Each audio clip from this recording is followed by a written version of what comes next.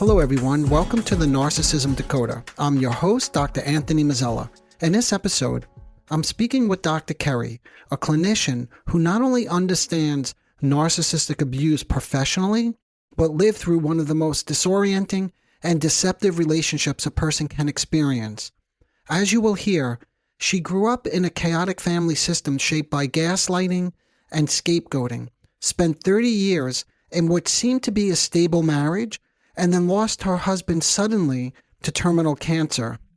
That loss shattered the structure of her life, her identity, and her inner emotional stability. Into that vulnerable moment stepped a man who created the intoxicating illusion so common at the start of narcissistic relationships, a sense of being chosen, deeply understood, and emotionally matched. As I listened to her story, I found myself wanting to stay out of the way and let her speak, but I also noticed my own internal reactions rising up. So, throughout this conversation, I pause at moments to share with you what I was thinking as I heard her describe how it all unfolded. My hope is that it helps you understand the deeper dynamics that make these relationships so powerful and yet so dangerous. Okay, without further ado, let me get you right into that interview. Thank you so much for joining us today. Welcome, Dr. Kerry. Oh, thank you so much for having me here. I really appreciate this. Yes, of course. And for my listeners, you may know I released an episode a little bit earlier. Dr. Kerry and I had a chance to meet and discuss some of these narcissistic dynamics on her podcast. So today we're going to talk about your experience with a man who, as I heard you describe on your own podcast, was probably what you call the narcissistic psychopath. And it's a complicated and really quite disturbing story, but maybe we could start at the very beginning. What was it about this man or about this relationship, or maybe it was something where you were emotionally at that time that drew you into it? Yeah, I think you even have to pull the lens even back further. As I grew up in a home with personality types. I grew up with a larger family system that had several people that were quite psychologically ill. So I grew up with a lot of gaslighting, triangulation, and I was, in fact, the scapegoat of the family. Because one of the things that wasn't understood at the time was I was autistic. So in the 1960s and 70s, autism made the DSM-3 in 1980. There was very little understanding of what it was prior to that, and certainly not seen as women suffering from that. Yeah. So here I am, an autistic woman in a complex family system. And I'd gotten used to I'd learned to survive. I'd learned pretty strong fawning. I don't call myself codependent because I struggle with the terminology, but I would say I was very good at showing up at how people needed me to be. But I got into a very decent marriage and was in it for 30 years. And he was diagnosed with a rare terminal cancer with no treatment and passed away 5.5 months later. So here I am in my early 50s, suddenly finding myself widowed in a state that I never dreamed. We were heading towards retirement. My last child was a senior in high school, about to leave home. This massive transition in my own life. And then suddenly I'm widowed. And everything that I knew, my community was, being widowed is like being cast out. I don't even know how to describe it. It's just a very devastating experience. Felt like literally a volcano blew up in my life. So I was in this incredibly state of vulnerability and with all the lost landmarks, social landmarks, and identity landmarks in my life. And I began to date really rapidly, looking for someone that could somehow slot back into that spot and then resume the life that I had as if that was possible. Yeah. And in that process, I ended up meeting somebody that was actually a predator. I didn't realize it at the time, but he was searching for what he actually told me, and I didn't understand what he was telling me. But he told me really fast that he was looking for a widow. Oh. And at the time, because of my literal thinking and my clinical training, I read it differently. I thought, he's trying to understand what the widow's plight is, not that he was looking for a widow. That's interesting. Yeah, because I was just wondering, I was wondering about your clinical training at that moment in so sort of your trajectory, you were a doctor already. Is that correct? At the age of 50? Yes. I've been practicing 25 years. Yes. Okay.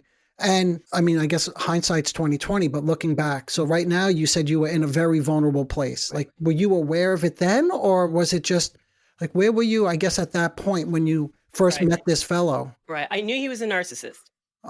I could recognize that readily. I had treated narcissists in the office. My graduate program training was unique for going through the 1980s in the sense that it was heavy emphasis on personality disorders. Heavy. Oh, okay. I took a lot of training in that. And I treated personality disorders in my office. So, that is so interesting. So what did you notice right away? I didn't know. Yeah, what did you notice? Like, just what were some of the signs for you that you knew? Yeah. But here's the part I want to emphasize that I didn't know. We weren't talking about relational harm. Mm, So I didn't know narcissistic personality types or borderline or antisocial personality types were relationally harmful. I just knew they okay. were difficult people. Okay. So that was the big split for me, was the lack of understanding, then didn't realize the vulnerability that I was stepping into. And on top of it, meeting a narcissistic person, they're very incredible to meet. I mean, Yeah. their initial experience, the charm, the way that being idealized feels amazing. Yes. It's incredibly intoxicating to have somebody put you on a pedestal and say that you're the best thing that they've ever met and they've never felt this way before. And, all the things that they typically say. The sob story they give is really touching. In fact, that's one of the things that happened on the first date is he told me something that I'd never heard a man tell me on a first date. Never even usually on the first appointment in the office. They had been sexually abused and groomed as a child. And I was blown away by that revelation, thinking, why would you as a man divulge that to me when this is a really incredible tell about your early experience? But what I didn't know was how truthful was it? The fact that the disclosure was manipulative. There was already a lot happening on that first date that was extremely, he was grooming me, setting boundaries up of control. Already coercive control was being established. I mean, I didn't realize all of that at the time. Yeah. Yeah, that's what I was just wondering. Again, this is in hindsight. Like right now, you're just enamored by him. Yes. Although you are sensing, right, that there may be these narcissistic traits, but I guess in your mind, you said you didn't know about the abusive piece, Right. but the part that you were more interested in or that was more enticing was what?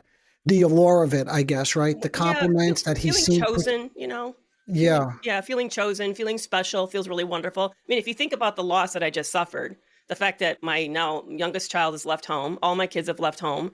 I've closed my practice because I had to take care of my husband. I'm now not in the state of mind to go back and practice.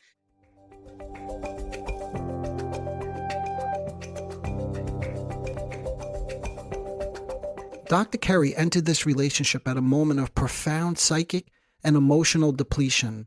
She had already spent decades in a gaslighting, triangulating family system where she was scapegoated and emotionally starved. We didn't get into the details of her marriage and that relationship, but my sense is that she finally felt held, supported, and seen, perhaps for the first time in her life. She had managed to build some stability, and then suddenly she was widowed. This was a devastating loss of identity and belonging. There was a rapid collapse of both the inner and external structures that had held her together. Her marriage, her professional role, and her children leaving home, all lost almost immediately. A massive injury like this left her without an organizing, containing other, no husband, no family, no anchoring professional identity. She was again, I quote the word again, lost. And I say again because I imagine this was a familiar feeling from childhood. Her sense of self was fractured, and she became highly susceptible to idealization and rescue fantasies. What strikes me here is that the loss of her husband didn't simply create sadness or mourning. It destabilized her internal structure. When the self loses the very other that organizes it, a temporary collapse occurs. In that collapsed state, the psyche faces a fork in the road. It can begin the long process of mourning and reorganizing around the loss, or it becomes hungry, almost I could say starving, for anyone who can recreate that sense of safety, orientation, and emotional holding it once depended on so deeply. All of that, combined with her early family dynamics, shaped the very foundation of her relational needs. From childhood, she internalized a world where being controlled, blamed, and devalued was familiar. Love required appeasement. It meant managing someone else's instability and orienting herself around their emotional storms. Stability was never something she could rely on. So she adapted by becoming the one who adjusted, the one who absorbed, the one who pleased, the one who survived emotional neglect and kept the peace. When you place that developmental history alongside the emotional collapse she experienced after her husband's death, you could see how powerfully she was primed to repeat familiar relational trauma. What most people would register as dangerous manipulation, inconsistency, emotional volatility felt familiar to her. And what felt familiar felt, on some unconscious level, like, and I quote, home. It felt like home. This is the tragedy of relational trauma. The psyche gravitates toward what it knows, even when what it knows is the very thing that harms the self.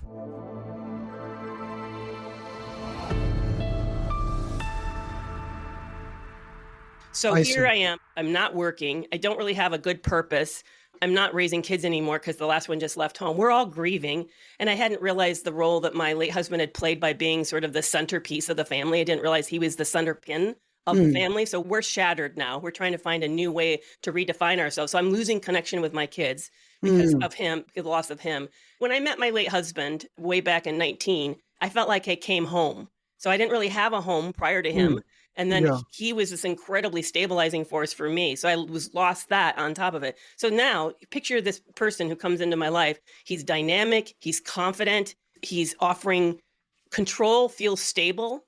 You know, so he's coming, I'm going to take over. I want to rescue you. I want to help you make your life easier. Now, that's, if you look back, that's coercive control because he's essentially taking over. But it felt like stability, like I'm finding a new foundation. Yes. And he seems interesting. You know, I hate to say this, but there's a lot of people that you meet, a lot of men, unfortunately, that you meet are not very emotionally intelligent. And so they don't really show up and they don't really know how to share who they are as a person. And I'm used to doing that professionally, but also socially. And then I meet this person who at a surface level seems quite thoughtful. I didn't realize that it was really actually only, a millimeter deep, not, because they're very good at impressions, very good at image management. And so when I met him, it was like, wow, I've never met somebody who's ticking all the boxes, because the future faking, it's incredible to hear somebody wants to future with you, but they're also reconstructing a past to align with you. So you feel like, oh, well, we have a lot in common when they really actually don't. And then on top of it, they're creating a moment with you feels extra special. So they've really created this sense of this world that you step into with them that is a really incredible experience. Yeah. And let me just pick up on a few things in case I'm not so good at holding too many things in mind at once as we get too deep. So let me just reflect for a moment. So I think this is like an important learning point for anyone listening, because one thing that I hear you saying is a couple of things, actually. When starting a new relationship, it's really important to think about your own state of mind, where you are, your sense of identity, all of what's going on inside of you emotionally at that moment, because that's going to influence, there's no doubt, who you pick as your partner, right? Because you're now seeing through a certain lens, or there's a level of vulnerability as well. I think I heard that too. Right. And this is something I hear commonly discussed in the literature. That narcissists go after a certain type of personality, and then they try to match up different personalities that do well with narcissists. And in my own experience, what I discovered is any personality is fine for the narcissist as long as there's a level of vulnerability and receptivity to step into a world, right? We'll name that world in a moment as we get deeper. But for right now, we could say it's an illusion or a fantasy of some sort, right? Right. So that's one thing that I'm hearing, and that's sort of a cautionary note. And the other thing is building a real relationship takes time, right? So you said he disclosed quite a bit initially. And even though you were a little bit curious and said, people come into my private practice where they pay me a lot of money to do this sort of thing, they don't even necessarily do it because there's a natural unfolding in a relationship. And when that doesn't happen slowly over time, again, something else that I hate to call it a red flag, but just something to be mindful of. Yes, right. Okay, but at this moment, from what we're describing, everything seems to be a good fit, right? Yes. So this is like a good fit. You're like really pumped up. You're excited that you met this man, even though you know he has some of these traits. It's kind of like, well, this could work for me at this point in my life. But then I imagine as you get deeper into the relationship, which I don't know, maybe you could give us some time frame, like how long, and did you start to then recognize things that became concerning, rather than endearing? Maybe it's even the same things, by the way, that you noticed, but they're no longer so enticing, but they're more concerning. Yeah, it happened really quite fast. And that's the part that I feel some shame around, is that I saw red flags pretty swiftly. And I was so desperate to recreate the relationship that I had lost that I was willing to overlook them without really realizing what I was seeing. There was an incredible level of naivete here. In fact, one of the things he loved to say about me, if I asked him, why do you love me? He'd say, you're without malice. Now, one thing I need to say is English was his second language, so he didn't always use words that we would typically use. I think if to interpret that, he was saying you're gullible. I think that's actually what he was saying, unfortunately, that he liked my gullibility, the fact that I was literal thinker and I wasn't challenging his ulterior motives. And I would really urge people to ask themselves, what else might you gain here by doing this? I wasn't asking those questions. Yeah. Now, if someone says something and you're sensing it meant something else, right? Yeah. Also, you can question the person, right? Like, what is it that you mean when you say this, right? Right. Because they don't necessarily know. And by the way, Dr. Kerry, I think you know this. I do work with these individuals directly, quite a bit of them. They don't even know at the conscious level what they're saying or the way it could be so devaluing until you push them a little bit further, and they could say something like, oh, I think you're so cute. That's what I mean by it. Like that's a cute characteristic to have. But then you have to help them realize, can it also be interpreted in another way? Like condescending or critical or judgmental or diminishing them. Yeah. Yeah. And here's the other thing that I picked up. I was sensing. I read people. It's interesting. I'm a literal thinker in the sense of, but I'm abstract, but I take things literally when I hear it. So if you say strike while the iron's hot, I tend to see the iron in my head and then reinterpret it in the abstract way. So that's one of my grids that I've got to constantly push through. But I also was sensing, because I'm very empathic and reading the room, especially growing up in a predatory home, that there was something dangerous here. And what I could tell, and this is another really good point that you're making, Dr. Mazzella, is that if I was to have challenged him like you were suggesting, it would have gone poorly. And that's the problem. The fact that I was already aware that there were limits in the relationship. Don't cross this with this person. There's not this sense of support and safety. I should have seen that as very serious. Yes. And I didn't. I just thought, because I was used to it, I ended up then not seeing it as seriously as today that I would see it. But there was a point, I would imagine, where you started to see things more seriously, like the way you're describing right now. Am I right about that? Yeah, but some of it was the cognitive dissonance. And I know that you mentioned off air, we'd like to talk about that. Was already present.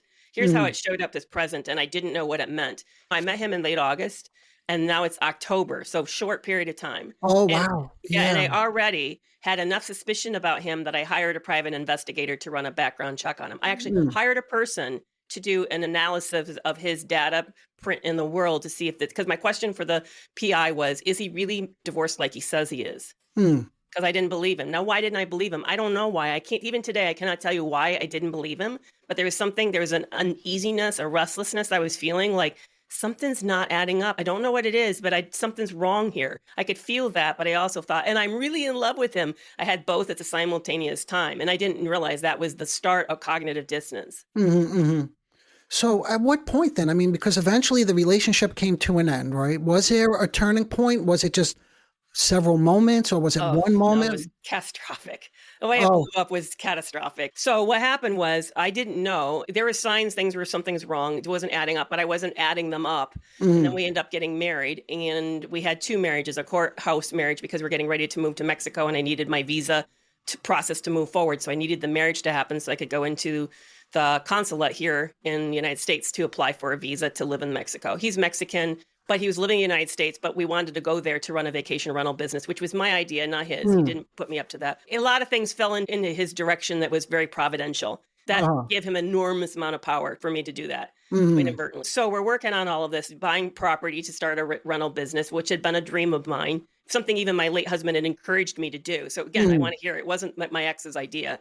So we're doing that, but then we have a second marriage with family and friends, and then a delayed honeymoon. So all of that goes well. He loses his job, which is really odd. I don't understand why, and he's not telling me. It doesn't make sense, but I trust him. Wait, pause there for 1 second. 1 second. Yeah. What about the private investigator? What did he end up telling you? He came back and said, it looks like I can't tell if he's not married, but I can tell you that he's not living with anyone. He is living in a home that's running on a utility for one person. Okay, so at that moment... By the way, I did find out he was married. Yes, he was married. So the private investigator, though, gives you no negative feedback. In other words, he doesn't confront any sort of suspicion, not confront, but validate any, suspicions you had. But then you have this other suspicion again. That's what made me think of the private investigator. So, okay. Yeah, so I do find out just a few days before we get married that he's married. And he's applying for a quickie divorce. And we go ahead and get married anyway. And because all the balls rolling to moving, selling the house, selling the car, buying property in Mexico. And I'm mid now this big transition. So you have to understand that too. They love these types of things. So you find out this information, but because like the wheel is in motion, you feel what at this moment? Like some pressure to keep moving forward with Well, it, I or? still love him. I don't know that it's a really glaring flag that he lied so profoundly. I mean, he Mm, has an excuse. I don't buy the excuse, but on the other hand, I just didn't see it as enough to stop. I see. Because here's the other problem, like I'm doing a character analysis of myself, is that I, prior to this relationship, didn't feel complete unless I was in a relationship. Yeah. The we made me better and made me okay, Yes, thank you stabilized for me. saying that. I really appreciate you saying that because Yeah, and again, in the now that's not literature, true. so Yeah, that's something that's so commonly debated again in the yeah, literature when people are going after these narcissistically disturbed people. It's so underappreciated what you just said, which is not there was, a sense of vulnerability, which we spoke about earlier, but now a sense of completion, right? That yes, this fellow completed you. yes, So now you have a yes, very different type of relationship, right? Because it's almost like you not intentionally or maybe unaware, I don't know how to what extent this was conscious, but you're externalizing your sense of self, right? yes. Your And my sense identity, of your safety too. self-esteem. Yeah. Yeah. Yep. Yeah. I had grown up in a home that was so disruptive that I was not okay unless the home was okay. It Yes. literally, this is the way I kind of put it. Somebody was in the doghouse. And it may not be for any logical reasons that you were suddenly out for whatever Mhm. reason. And then you would not be okay until you could work your way back into being okay with the family, Which meant, being more compliant, yes, being more that's what I thought. obedient. Yeah, Yeah. compliance, obedience, yeah. Mhm. So it taught me Performing. that. So if I went against that, that would mean and there was real abandonment in the family. It wasn't imagined. It was real abandonment. I Yeah. watched it happen around me, that you'd suddenly be person brought up and you wouldn't exist to the family. And so it Yeah. would become imperative to work your way back in. So Yes. really imagine that kind of dynamic. Then you meet somebody like this and you learn then to capitulate and give in. You learn that your sense of self is only safe as long as the system is safe. Yeah, and you're just figuring out a way since an early age how to Yeah. survive. So Yeah. you figured out a way to survive, which is the compliance, the obedience, the pleasing. So naturally, yes, of course, you need to Right. survive in this relationship. Right. So Right. there's no way you're going to, like you said before, I'm not going to confront him or ask him that question that I mentioned earlier. Right, right. I get married Yes. and we have a delayed honeymoon. And on the first night of the honeymoon, he opts out of intimacy and I wake up finding him watching porn. Mm, I confront him 24 hours later about it. And then that night, the boom dropped. And there I started to see this was just not he had an issue, but there was a dynamic that was destructive. And that was he punished me the next night by opting out of even being with me. He left mhm. me in the room for 2 hours alone on our second night of honeymoon. Let's take a quick break. Are you tired of feeling like you're walking on eggshells all the time? Do you feel drained, confused, or like nothing you do is ever good enough? Are you stuck in a cycle of elation, then criticism and confusion? If any of this sounds familiar, you're not alone. And that's exactly why I created Office Hours with Dr. Anthony Mazzella. That's me. Office Hours is a low-cost, small group space where you could bring your questions about narcissistic traits and dynamics and the places where you feel stuck. You'll be met with honest, grounded feedback. I'll hold the group with structure, but there's also space for a real conversation. This is a space designed for anyone looking for clarity, insight, and support. If that sounds like you, just click the link in the show notes to join us. Okay, I hope to see you there.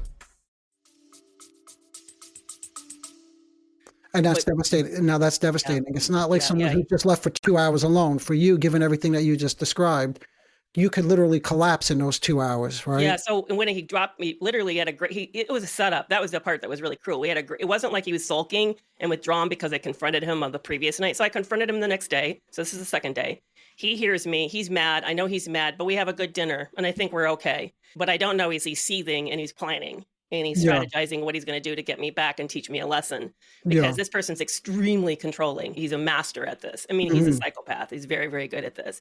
So we have this fantastic dinner. I almost think that increased his delight in sadism because he's very sadistic. And he walked me back to the room and I'm thinking, oh, great. We're here. We're going to make up. We had a nice evening. We're okay. We're on good footing. And he looks at me at the door and says, well, I know you don't enjoy musicals and those types of things, but I'm going to go out and enjoy a musical. I'll be back. And he shuts the door and leaves. And he's gone for like 2 hours. And I realize I'm being punished. This is because I confronted him. And the point of this is a lesson. Don't do that. And then he adds the greater confusion. Let me wrap up so he comes back and I'm terrified now because I've just had the boom dropped on me that he's going to withdraw and disappear, the very thing that my family would do. Yes. Like, what does this mean? Am I now out with him? And he says, he changes his clothes and he says, hey, it's a beautiful night out. Why don't we go swimming and enjoy the night? The moon's out tonight. And we go out to the pool, and then he starts to say, I just want you to know people shouldn't fight. I really feel bad about what happened. And doesn't this moon remind you of the night that I asked you to marry me? Let's get on better footing. And I start to cry. But do you see the whiplash I was getting? The literally hot and cold intermittent reinforcement. Yeah. And if this fellow was in the room with me, again, straddling both sides of this, I would wonder what was going on with him. And maybe he also, believe it or not, felt the loss. Like, you felt the loss, there's no doubt. But I wonder if he too felt the loss, and then he comes back and wants to reunite. No, I thought that at the time. That was my interpretation at the time. Because like you, I also am trying to figure out what's going on here, what's happening psychodynamically with this individual. I do actually believe it's a bigger strategy. The strategy was revealed on the first date, which is I've been researching widows. And so he knew I came into life, and here's the other really sad part. And I have to tell you this because it's something that I literally repressed it. I actually literally forgot that I did this because it was so shattering. So because of what happened with my late husband and the really great decisions he and I made for those 30 plus years, I was in a good financial position, and I came into life insurance of a significant policy. And before I knew him, I told him what I was worth. He had an ulterior motive of the gains that he could get from me financially. Oh, I see. And I realized when I told him that I shouldn't have said that. And I was so devastated that I blurted it out. And I was new to I'm now trying to justify why I did it. I was new to the money, feeling really uncomfortable about it, awkward about that. And I just blurted it out because it was something I couldn't talk about to the world. So I blurted it out to him. The minute I did that, I realized now you've ruined the relationship. You'll never know what his real motives are. You've essentially contaminated any ability for you to discern how safe this individual is. And then in that moment, I repressed the information and forgot that I had done that. Yeah, that's so interesting because even earlier when I said, let's go back to the beginning, that part was left out, right? Yes. Yeah. I forgot it. Even if you read my book, Love You More, I forgot it writing the book. I didn't remember it. By the way, I have the email. I even have the email where I went back and sort of talked to him about it. But the repression was so complete, I forgot. Until I finished the book. And as I'm finishing the book, and then I remember it's like, oh my goodness, I told him. And this whole thing was a setup. He set me up. As I mentioned to Dr. Kerry, there's an incredible amount happening in this story that we could explore in much more depth. For now, I'll limit myself to just a few key points. When he idealized her, rushing intimacy, future faking commitment, placing her on a pedestal, it wasn't just flattering. It activated a deep longing for affirmation and repair. Psychodynamically, his attention offered a temporary restoration of her fractured sense of identity shaped by her early childhood trauma and the most recent trauma of all the losses that she's been discussing after her husband passed away. The early intensity of that relationship gave her a powerful sense of renewed self-cohesion, and that was desperately needed, right at this moment in her life. What stands out here is that he didn't merely charm her. He stepped into a psychological vacancy and offered to rebuild the world that she had just lost. This is the place where two people carrying unspoken emptiness meet, and the illusion of fusion, a merged togetherness, feels magical because, unconsciously, it promises to repair something that is internally fractured. But she knew something was wrong.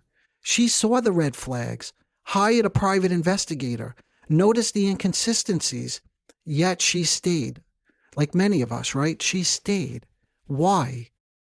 Why do we stay in this situation?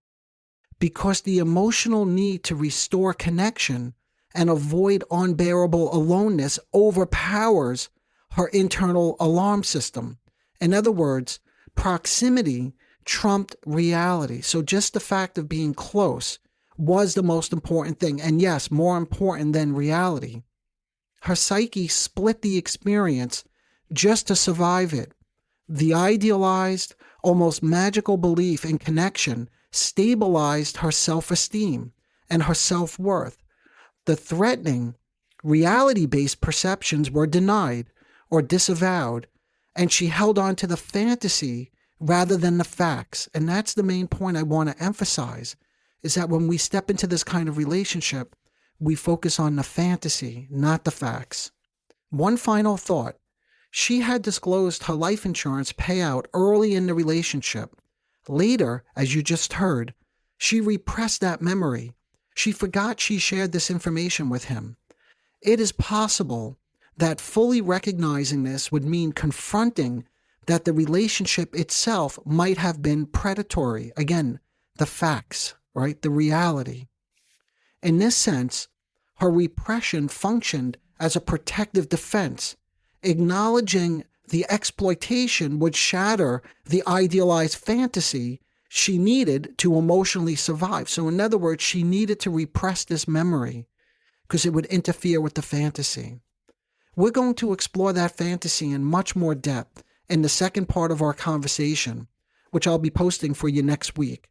So please stay tuned for a deeper look at how shared unconscious fantasies form, why they're so compelling, and how they can pull even the strongest people like Dr. Kerry into destructive yet captivating relationships.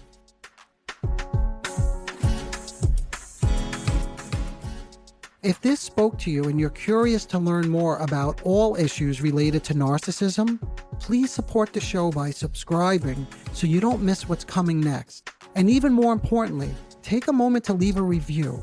Reviews make the podcast easier for others to find, which helps the show grow. The more the show grows, the more I can invest in creating thoughtful content that supports you in understanding and navigating your experiences with narcissism. Okay, thanks for being here with me. I'm grateful we got to explore this one together. Until next time, take care of yourself. Bye for now. Disclaimer alert. The Narcissism Decoder podcast is provided for general information purposes only. The content presented in this podcast is not intended to diagnose, treat, or cure any psychological condition related to narcissism. The content on this podcast should not be considered a substitute for professional medical advice, diagnosis, or treatment. For specific advice pertaining to narcissism or any other psychological condition, you could reach me directly. I am an experienced mental health practitioner who is always taking on new patients. If you would just like a consultation, I can do that too.